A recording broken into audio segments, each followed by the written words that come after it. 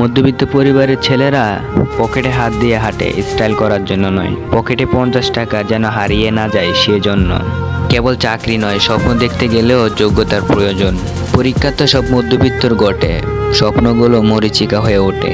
মধ্যবিত্ত পরিবারের ছেলে ও মেয়ে হাজারো স্বপ্ন, টাকার কাছে হেরে যাওয়া। স্বপ্ন দেখার নাকি কোনো সীমা হয় না, কই আমার সাথে কেন সেরকম হয় না? মধ্যবিত্ত ঘরের ছেলেটি যখন অকাল মৃত্যু হয়, আত্মাটিয়ে মুচকি হেসে দিয়ে বলে বেঁচে গেছি।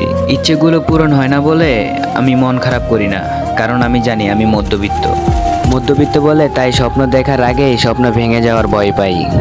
মধ্যবিত্ত পরিবারের সন্তানগুলো পকেট ভরা টাকা না থাকলেও বুক ভরা স্বপ্ন আছে। চেকে খুন করে জীবনকে প্রাধান্য দেওয়ার নামই মধ্যবিত্ত। আমি মধ্যবিত্ত, তাই কেউকে ভালোবেসে স্বপ্ন দেখতেও ভয় লাগে। মধ্যবিত্ত পরিবারের মানে ছাদ আছে কিন্তু সাধ্য নেই। পায়ে হেঁটে 10 টাকা বাঁচিয়ে রাখাকেই বলে মধ্যবিত্ত। মধ্যবিত্ত স্বপ্ন পূরণ করাটাই আর একটা স্বপ্ন।